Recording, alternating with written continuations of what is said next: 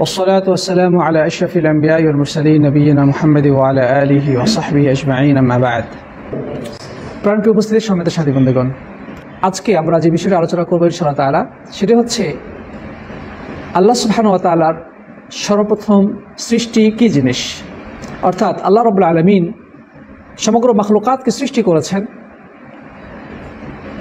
কিন্তু এই মহাবিশ্বের অসংখ্য অগণিত সৃষ্টি জগতের মধ্যে সর্বপ্রথম সৃষ্টি কোনটি, আমরা আজকের আলোচনায় সেই বিষয়টি ফুটিয়ে তোলার চেষ্টা করব। রব্বুল আলামিন যদি তৌফিক দান করেন ইনশাআল্লাহ তাআলা, ওয়া মা তাওফীকি ইল্লা বিল্লাহ। প্রিয় বন্ধুগণ, এ মর্মে ইমাম মুহাম্মদ বিন আব্দুল ওয়াহ্হাব রাহিমাহুল্লাহ একটি হাদিস উল্লেখ করেছেন। ইমাম বুখারী রাহিমাহুল্লাহ এই হাদিসটি উল্লেখ করেছেন সহিহ বুখারীতে, কিতাব আল্লাহ তাআলার সৃষ্টির সূচনা, মানে আল্লাহ তাআলা কিভাবে সৃষ্টির সূচনা করেছেন সেই সংক্রান্ত অধ্যায়ে। হাদিসটি বর্ণনা করেছেন প্রখ্যাত সাহাবী ইমরান ইবনে হুসাইন রাদিয়াল্লাহু তাআলা আনহু। তিনি বলছেন, দাখালতু আলা নবী সাল্লাল্লাহু আলাইহি ওয়াসাল্লাম ওয়া আকালতু নাকাতি বিল বাব।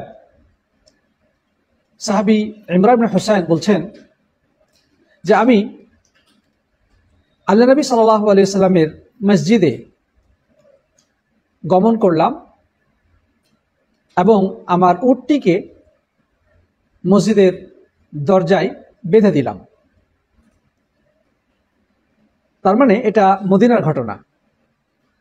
আল্লাহ নবী সাল্লাল্লাহু আলাইহি ওয়াসাল্লাম তখন মদিনায় ছিলেন। মসজিদে নববীতে আল্লাহ নবী সাল্লাল্লাহু আলাইহি ওয়াসাল্লামের সাথে দেখা করার জন্য এসেছেন কে? সাহাবী ইমরান ইবনে হুসাইন রাদিয়াল্লাহু তাআলা আনহু।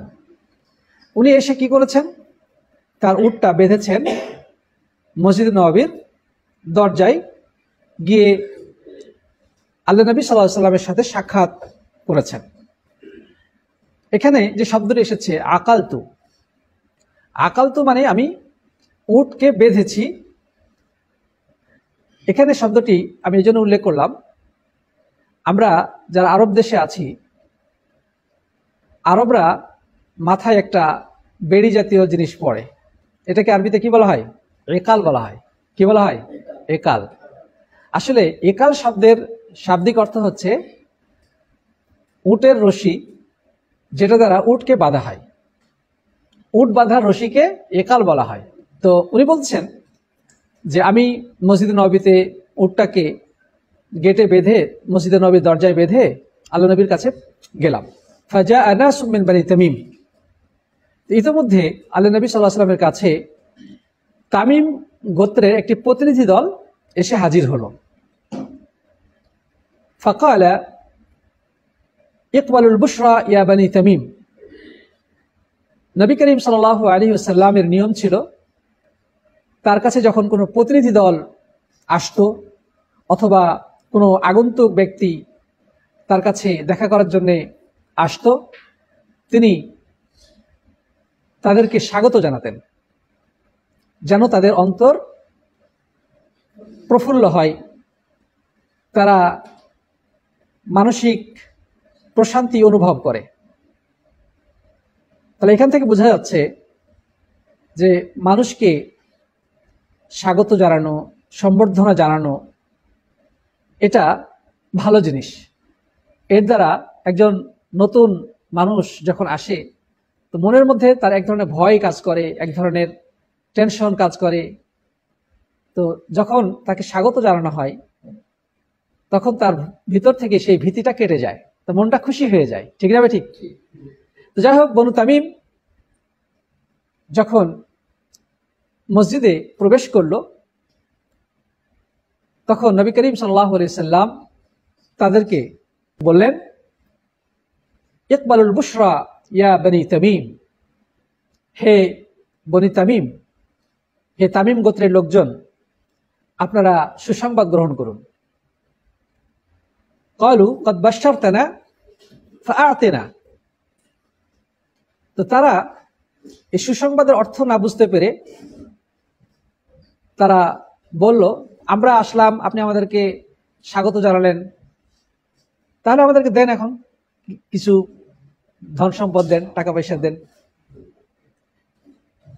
আল্লাহ নবী সাল্লাল্লাহু আলাইহি ওয়াসাল্লামের উদ্দেশ্য ছিল তাদেরকে সুসংবাদ দিলেন যে তোমরা সুসংবাদ গ্রহণ করো, অর্থাৎ তোমাদেরকে এমন কিছু শেখাবো, এমন কিছু জ্ঞান দান করব, এমন কিছু বিষয় তোমাদেরকে শোনাবো, কোনো আমল শিক্ষা দেব অথবা কোনো ফিকহ শিক্ষা দেব, যেটা তোমাদের জান্নাতে যাওয়ার কারণ হবে এবং এটা তোমাদের জন্য বিশাল সৌভাগ্যের ব্যাপার, এটা তোমাদের জন্য বড় সুসংবাদ। কিন্তু তারা এই বিষয়টা বুঝতে না পেরে বললেন যে আল্লাহ নবী আপনি আমাদেরকে যখন সুসংবাদ দিয়েছেন তাহলে কিছু দিবেন, তাহলে আমাদেরকে দেন। এই প্রতিনিধি দলের মধ্যে একজন প্রখ্যাত সাহাবী ছিলেন, তার নাম আকরা বিন হাবিস রাদিয়াল্লাহু তাআলা আনহু। আকরা বিন হাবিসের অনেক ঘটনা আছে, সেদিকে আমরা যাব না। তো এই উত্তর শোনার পরে আল্লাহ নবীর চেহারাটা চেঞ্জ হয়ে গেল। আল্লাহ নবী সাল্লাল্লাহু আলাইহি সাল্লামের নীতি ছিল তিনি যখন কোনো কিছু অপছন্দ করতেন তো চেহারা থেকেই বোঝা যেত যে তিনি এটা অপছন্দ করেছেন। এরকম না যে চেহারা খুব হাসি খুশি দেখাচ্ছে কিন্তু ভিতরে অন্য কিছু, এটা কিন্তু ঠিক না। আপনার ভালো লাগলেও সেটা প্রকাশ করা উচিত, খারাপ লাগলেও প্রকাশ করা উচিত, যেন মানুষ আপনার কথাবার্তা শুনে খুব ভালো মনে করলো কিন্তু ভিতরে ভিতরে আপনি রেগে আছেন, এটা যেন না হয়। তো যাই হোক, আল্লাহ নবীর চেহারা চেঞ্জ হয়ে গেল। আলেমগণ বলেছেন দুইটা কারণে। এক নম্বর হচ্ছে তারা আল্লাহ নবীর সুসংবাদটা বুঝতে না পেরে তারা দুনিয়া পাওয়ার লোভ প্রকাশ করলো, মানে তাদের চিন্তা ভাবনায় দুনিয়া অর্জনের বিষয়টি প্রকাশিত হলো। এতে রাসূল করিম সাল্লাল্লাহু আলাইহি ওয়াসাল্লাম নাখোশ হয়ে গেলেন। কোন কোন আলেম বলেছেন যে আল্লাহ নবীর চেহারা চেঞ্জ হয়ে গেল এই কারণে তারা দুনিয়া চেয়েছে, টাকা পয়সা ধন দৌলত চেয়েছে, কিন্তু দেওয়ার মতো তেমন কিছু ছিল না, এই জন্যে মনটা খারাপ হয়ে গেল। এটাও একটা কারণ হতে পারে। তো ইত্যবসরে আরেকটি প্রতিনিধি দল আগমন করলো, যারা সুদূর ইয়ামান থেকে এসেছে। দেখেন, আল্লাহ নবী সাল্লাল্লাহু আলাইহি ওয়াসাল্লাম মক্কা থেকে বিতাড়িত হয়েছেন, নিজস্ব ঘর বাড়ি, পরিচিত জনপদ যেখানে তিনি জন্মগ্রহণ করেছেন, যার জীবনের শৈশব এবং কৈশোর মক্কার অলিতে গলিতে কেটেছে, তিনি সবার কাছে প্রিয় মানুষ হিসেবে পরিগণিত হতেন। তাকে সবাই আস-সাদিক আল আমিন, সত্যবাদী বিশ্বস্ত হিসেবে সম্বোধন করত। তিনি যখন নবুয়তের দাওয়াত দেওয়া শুরু করলেন, তিনি মক্কা থেকে বিতাড়িত হলেন।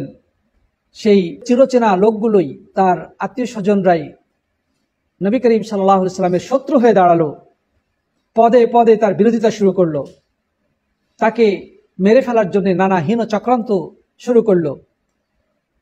পরবর্তীতে রব্বুল আলামিন তাকে আদেশ করলেন, এখানে তোমার থাকার প্রয়োজন নেই। যেই এলাকার মানুষ তোমাকে চেনে না, তোমাকে মূল্যায়ন করলো না, তোমার দাওয়াতের মর্মার্থ উপলব্ধি করতে পারলো না, বরং তোমার বিরুদ্ধে শত্রুতা শুরু করেছে, তুমি এখানে থেকো না, তুমি মদিনায় চলে যাও। আল্লাহর হুকুমে প্রিয় নবী সাল্লাল্লাহু আলাইহি ওয়াসাল্লাম মক্কা থেকে মদিনায় চলে গেলেন। সেখানকার আনসারী সাহাবীগণ তাকে উষ্ণ অভ্যর্থনা জানালেন এবং তাকে গ্রহণ করে নিলেন। সুবহানাল্লাহ। এবং সেখান থেকেই প্রকৃতপক্ষে দ্বীনের দাওয়াত বিশ্বব্যাপী ছড়িয়ে পড়েছিল। সেখান থেকেই সাহাবায়ে কেরাম দিক দিগন্তে ঘোড়া ছুটিয়ে আল্লাহর দ্বীনের পতাকাকে উড্ডীন করেছেন, আল্লাহর দ্বীনের বার্তাকে বিশ্বব্যাপী ছড়িয়ে দিয়েছেন।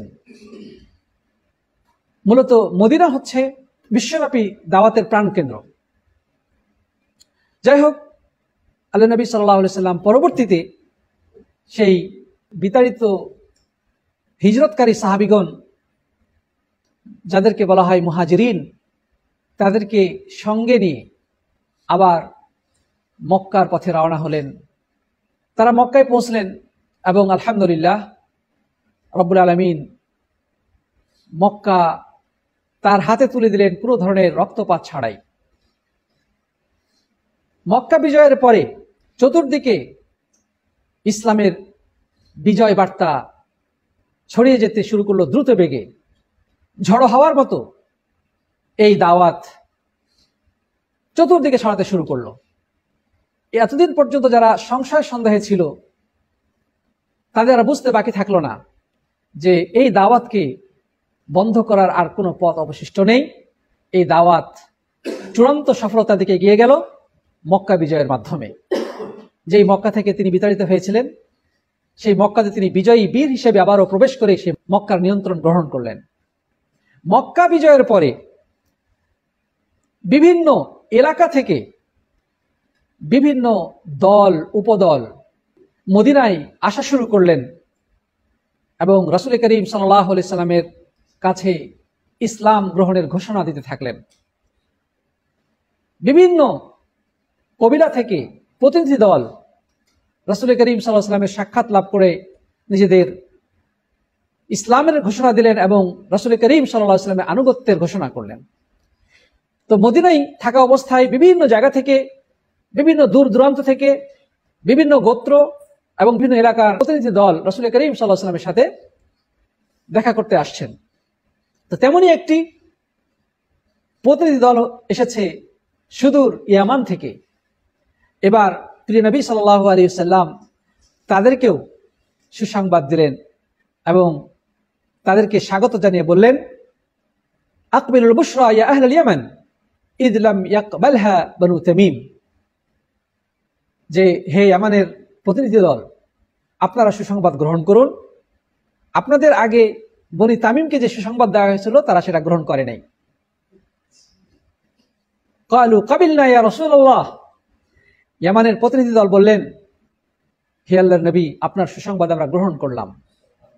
এবার আপনি আমাদেরকে বলুন, আপনি আমাদেরকে কি বলতে চান। আল্লাহ নবী সাল্লাল্লাহু আলাইহি ওয়াসাল্লাম তাদেরকে সেভাবেই সুসংবাদ দিলেন, সুসংবাদ গ্রহণ করার জন্য বললেন যেভাবে বনি তামিমকে বলেছিলেন।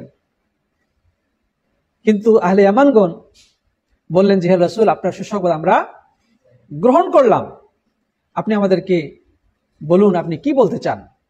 এরপর নবী করিম সাল্লাল্লাহু আলাইহি ওয়াসাল্লাম তাদেরকে তাদের প্রশ্নের জবাব দেওয়া শুরু করলেন এবং বললেন, কানা আল্লাহ ওয়া লাম ইয়াকুন শাইউন গায়রুহু, যে আল্লাহ সুবহানাহু ওয়া তাআলা ছিলেন এবং তিনি ছাড়া আর কোনো কিছুই ছিল না। তিনি একক, অদ্বিতীয়, তার কোনো সঙ্গী নেই, তার কোনো পিতা নাই, তার কোনো সন্তান নেই। তিনি একক অদ্বিতীয় সত্তা, তিনি ছিলেন একমাত্র সত্তা যার সাথে অন্য কেউ ছিল না। ওয়া কানা আরশুহু আলাল মা, এবং তার আরশ ছিল পানির উপরে। ওয়া কাতাবা ফি যিকরি কুল্লি শাই, এবং তিনি লৌহে মাহফুজের মধ্যে সব কিছু লিপিবদ্ধ করে রেখেছেন। মানে সৃষ্টি জগতের যা কিছু ঘটবে সবই তিনি পুঙ্খানুপুঙ্খ রূপে সবিস্তারে লিপিবদ্ধ করে রেখেছেন লৌহে মাহফুজে। লৌহে মাহফুজ শব্দের অর্থ হচ্ছে সংরক্ষিত ফলক। তিনি সেই সংরক্ষিত ফলকে সব কিছু লিপিবদ্ধ করে রেখেছেন। এটা এই জন্য সংরক্ষিত যে এখানে কারো ক্ষমতা নাই পরিবর্তন করার, অথবা সেখানে কোনো ধরনের হস্তক্ষেপ করার অধিকার নেই, সুযোগ নেই। আল্লাহ রাব্বুল আলামিন এটিকে সুসংহতভাবে সংরক্ষণ করেছেন এবং সেই ফলকের মধ্যে কিয়ামত পর্যন্ত, বরং সৃষ্টির শেষ লগ্ন পর্যন্ত যা কিছু ঘটবে সবই সবিস্তারে লিপিবদ্ধ করে রেখেছেন। সুবহানাল্লাহ, তিনি মহান সত্তা, তিনি মহান স্রষ্টা। সবকিছুই তিনি পরিকল্পিতভাবে লিপিবদ্ধ করে রেখেছেন। যা কিছু ঘটছে, যা কিছু ঘটেছে, এই মুহূর্তে ঘটছে বা ভবিষ্যতে ঘটবে, কোনো কিছুই ওই সংরক্ষিত ফলকের লিখনির বাইরে নয়। প্রত্যেকটি জিনিস পরিপূর্ণভাবে, বিস্তারিতভাবে, অতি সূক্ষ্মভাবে সেখানে লিপিবদ্ধ করে দেওয়া হয়েছে। সুবহানাল্লাহ। তারপর তিনি বললেন, ওয়া খালাকাস সামাওয়াতি ওয়াল আরদ, এরপরে আল্লাহ তাআলা আসমান সমূহ এবং জমিন সৃষ্টি করেছেন। তাহলে এই হাদিসের বক্তব্যটা কি? আল্লাহ নবী সাল্লাল্লাহু আলাইহি ওয়াসাল্লাম বললেন যে আল্লাহ ছিলেন, তার সাথে অন্য কেউ ছিল না। তারপর তিনি বললেন যে তার আরশ ছিল পানির উপরে এবং এরপরে তিনি সৃষ্টির সবকিছু লিপিবদ্ধ করেছেন, এরপরে তিনি আসমান সমূহ এবং জমিন সৃষ্টি করেছেন। তো আল্লাহ নবী সাল্লাল্লাহু আলাইহি ওয়াসাল্লাম হাদিস বয়ান করতেছেন, খুবই মূল্যবান হাদিস। ইতিমধ্যে একটা বিপত্তি ঘটে গেল। ফানাদা মুনাদিন যাহাবাত নাকাতুকা ইয়া ইবনুল হুসাইন, একজন ব্যক্তি আওয়াজ দিয়ে বলতেছে, হে ইবনুল হুসাইন, মানে ইমরান ইবনুল হুসাইনকে উদ্দেশ্য করে বলছে, তোমার উট তো পালায় গেল, তুমি দরজার মধ্যে বেঁধে রেখে এসেছিলে, উট কিন্তু পালায় গেছে। তো আমি তাড়াতাড়ি উঠে যেয়ে দেখি যে উট অনেক দূরে চলে গেছে। ফাওয়াল্লাহি লা ওয়াদিতু আন কুনতু তারাকতুহা। ইমরান বলছেন, এটা দেখার পরে আমার কাছে মনে হলো, আল্লাহর কসম আমার এটা মনে হয়েছিল যে আমি যদি উটটাকে ছেড়ে দিতাম, কেন উঠে আসলাম। আল্লাহ নবী সাল্লাল্লাহু আলাইহি ওয়াসাল্লাম এত মূল্যবান হাদিস বলতেছেন, আর আমি উটের জন্য চলে আসলাম। আল্লাহর কসম আমার মনে হয়েছে যে উটটাকে আমি বাদই দিই, ওটা যাক, যেখানে আমার সেখানে চলে যাক। যাই হোক, তিনি চলে আসছেন, যার কারণে আর হাদিস শুনতে পান নাই, এবং যেটুকু শুনেছেন তিনি সেই হাদিসটুকু আমাদের জন্য বর্ণনা করে দিয়েছেন। আজকে 1450 বছর পরে আমরা যেন সেই ঘটনা সচক্ষে দেখতে পাচ্ছি। আল্লাহ নবী সাল্লাল্লাহু আলাইহি ওয়াসাল্লাম হাদিস বর্ণনা করছেন, তার কাছে প্রতিনিধি দল এসেছেন, ইমরান ইবনে হুসাইনের উট পালিয়ে যাচ্ছে, তিনি তার উটের পিছে যাচ্ছেন।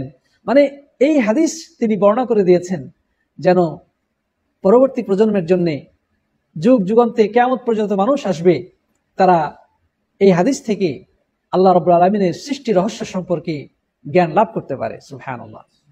সাথী বন্ধুগণ, এখান থেকে আরেকটা জিনিস আমাদের কাছে স্পষ্ট হয়, সেটি হচ্ছে ইলম হাসিল করার প্রতি সাহাবীদের আগ্রহ।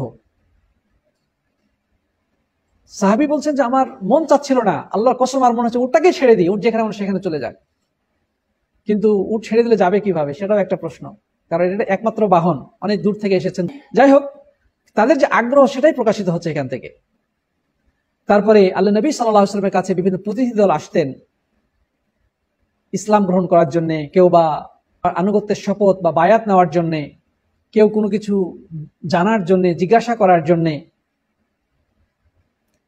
আল্লাহ নবী সাল্লাল্লাহু আলাইহি ওয়াসাল্লাম আগন্তুককে স্বাগত জানাতেন, এটি তার উত্তম চরিত্রের একটি বহিঃপ্রকাশ। এবং হাদিসে এটাও এসেছে, যখন কোনো প্রতিনিধি দল রাসূল করিম সাল্লাল্লাহু আলাইহি ওয়াসাল্লামের সাথে দেখা করার জন্য আসতো, তখন তিনি আলাদা ভালো জামা, সুন্দর জামা রেখে রাখতেন, ওই জামা পরে তিনি তাদের সামনে এসে দেখা করতেন। সুবহানাল্লাহ। মানে পরিপাটি হয়ে সুন্দর পোশাক পরে তিনি তাদের সাথে দেখা সাক্ষাৎ করতেন। সুবহানাল্লাহ। কত সভ্য, কত উন্নত মানুষ ছিলেন প্রিয় রাসূল সাল্লাল্লাহু আলাইহি ওয়াসাল্লাম। সর্বশেষে আমরা যে পয়েন্টটি বলতে চাই সেটি হচ্ছে যে এখানে ইমাম মুহাম্মদ আব্দুল ওয়াহাব রাহিমাহুল্লাহ এই হাদিসটি উল্লেখ করেছেন যে এই উদ্দেশ্যে, সেটি কি? সেটি হচ্ছে প্রথম সৃষ্টি কোন জিনিসটি। তো এখানে আমরা কি পেলাম? এই হাদিস থেকে আমরা যেটা জানতে পারলাম যে একমাত্র আল্লাহই ছিলেন, আর তার সাথে অন্য কিছু ছিল না। তারপরে তার আরশ ছিল পানির উপরে, এরপরে লাওহে মাহফুজে সবকিছু লিপিবদ্ধ করেছেন। এখন প্রশ্ন হলো, তাহলে সর্বপ্রথম সৃষ্টি কোনটা? পানি, নাকি আরশ, নাকি কলম, যেটা দ্বারা তিনি লাওহে মাহফুজে লিপিবদ্ধ করেছেন? এই তিনটি বিষয় সামনে চলে আসে যে তার আরশ ছিল পানির উপরে, তার মানে তাহলে কি পানিটা আগে, তারপরে আরশ সৃষ্টি করেছেন, নাকি আরশ সৃষ্টি করেছেন আগে তারপরে পানি সৃষ্টি করেছেন, নাকি কলম আগে যেটা দ্বারা তিনি লিপিবদ্ধ করেছেন লাওহে মাহফুজের সবকিছু? এই ব্যাপারে আলেমদের মাঝে তিনটি অভিমত পাওয়া যায়, কেউ এটা, কেউ এটা, কেউ এটা। তবে জুমহুর বা অধিকাংশ আলেমের মত অনুযায়ী সর্বপ্রথম সৃষ্টি হচ্ছে আল্লাহর আরশ। সর্বপ্রথম সৃষ্টি কি? আল্লাহর আরশ, এরপরে পানি, এরপরে কলম, এরপরে আসমান সমূহ এবং জমিন। এই হচ্ছে সৃষ্টি ধারাবাহিকতা। আবার কোন কোন আলেম বলছেন যে হতে পারে আরশ এবং পানি একসাথে সৃষ্টি করেছেন, পানি হচ্ছে নিচে আর আরশ হচ্ছে তার উপরে। সুতরাং হতে পারে রব্বুল আলামিন উভয়টাই একসাথে সৃষ্টি করেছেন, কোনটা আগে পরে বলা যাচ্ছে না। তাহলে কলমের ব্যাপারটা কি? আমরা অনেকেই যেটা বলি যে আল্লাহ তাআলা সর্বপ্রথম কলম সৃষ্টি করেছেন। এই ব্যাপারে ইমাম ইবনে হাজার আসকালানী সহিহ বুখারীর ব্যাখ্যা গ্রন্থ ফাথুল বারীতে বলেছেন যে কলম সৃষ্টির বিষয়টি হলো আরশ এবং পানির সৃষ্টির পরে, অর্থাৎ এই দুইটির পরে প্রথম সৃষ্টি হচ্ছে কলম, এরপরে আসমান জমিন ইত্যাদি সৃষ্টি করেছেন। যেমন অন্য হাদিসে এসেছে যে আল্লাহ সুবহানাহু ওয়া তাআলা আসমান এবং জমিন সৃষ্টির 50,000 বছর পূর্বে তাকদীর লিপিবদ্ধ করেছেন। তাকদীর বলতে শুধু মানুষের তাকদীর না, এই বিশ্ব চরাচরের তাকদীর, কোথায় কি ঘটবে, কি পরিমাণ ঘটবে, কখন ঘটবে, সবকিছু লিপিবদ্ধ করেছেন আসমান সমূহ এবং জমিন সৃষ্টির 50,000 বছর পূর্বে। তাহলে এখন আমরা বলবো যে কলম সৃষ্টি ব্যাপারটা হলো যে কলম সৃষ্টি আরশ এবং পানি সৃষ্টির পরে সর্বপ্রথম সৃষ্টি, এবং এই সৃষ্টি করার পরে তিনি তাকদীর লিপিবদ্ধ করেছেন। এরপরে 50,000 বছর পরে আসমান জমিন চন্দ্র সূর্য গ্রহ নক্ষত্র এই বিশ্ব ব্রহ্মাণ্ড সৃষ্টি করেছেন। কেউ কেউ বলছেন যে আল্লাহ তাআলা কলমকে সৃষ্টি করার পরে আদেশ করলেন যে তুমি লেখো। কলম প্রশ্ন করলো আমি কি লিখব? আল্লাহ তাকে আদেশ করলেন যে তুমি পৃথিবীতে যা কিছু ঘটবে সবই তুমি লিপিবদ্ধ করে নাও, তুমি সবকিছুই লেখো। রব্বুল আলামিনের নির্দেশ করবে, কলম সবকিছু লিপিবদ্ধ করে ফেলেছে। প্রিয় বন্ধুগণ, তো যাই হোক, তাহলে এখানে কলম প্রথম সৃষ্টি করার অর্থ এটা না যে কলমকে সর্বপ্রথম সৃষ্টি করেছেন, বরং সৃষ্টির পরে আল্লাহর প্রথম আদেশ ছিল কলমের প্রতি তুমি লেখো, যেটা সৃষ্টি করেছেন পানি এবং আরশের পরে। এখন পানি আগে নাকি আরশ আগে নাকি উভয়টা একসাথে, এটা আল্লাহ তাআলাই ভালো জানেন। তবে ইমাম ইবনে তাইমিয়া সহকারে অধিকাংশই আকীদার ইমামগণ এই মত প্রকাশ করেছেন যে আল্লাহ তাআলার সৃষ্টির মধ্যে সবচেয়ে প্রথম সৃষ্টি হচ্ছে আল্লাহর আরশ, এবং প্রাসঙ্গিকভাবে আমরা এটাও বলবো যে আল্লাহর সবচেয়ে বৃহৎ সৃষ্টি হচ্ছে আল্লাহর আরশ। আল্লাহ সুবহানাহু ওয়া তাআলা এই আরশকে আযীম বলে আখ্যায়িত করেছেন।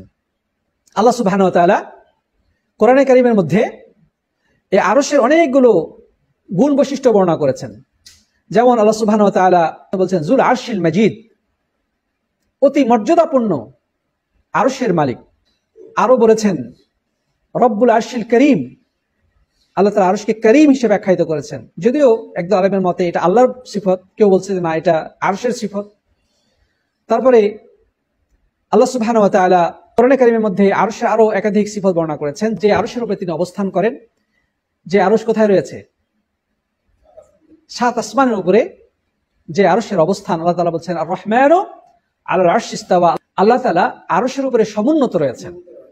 সমাসীন মানে বসে থাকা অর্থ বোঝায়, কিন্তু আল্লাহ তাআলা আরশে বসে আছেন না কিভাবে আছে এটা কিন্তু আমরা বলতে পারবো না, এটা জায়েজ নাই বলা। বরং আমরা বলবো আর রহমানু আলাল আরশি ইস্তাওয়া আই আলা ওয়ারতাফা, আল্লাহ তাআলা আরশের উপরে উঠেছেন এবং আরশের উপরে সমুন্নত হয়েছেন। সমুন্নত হওয়া মানে উপরে যাওয়া, কিন্তু সমাসীন শব্দটা ব্যবহার করা উচিত নয়। সেই আরশ হচ্ছে রব্বুল আলামিনের সৃষ্টি জগতের মধ্যে সবচেয়ে বৃহৎ সৃষ্টি। রব্বুল আলামিন এর নাম বলেছেন করিম, মাজিদ, আযীম ইত্যাদি নানা অভিধায় উল্লেখ করেছেন।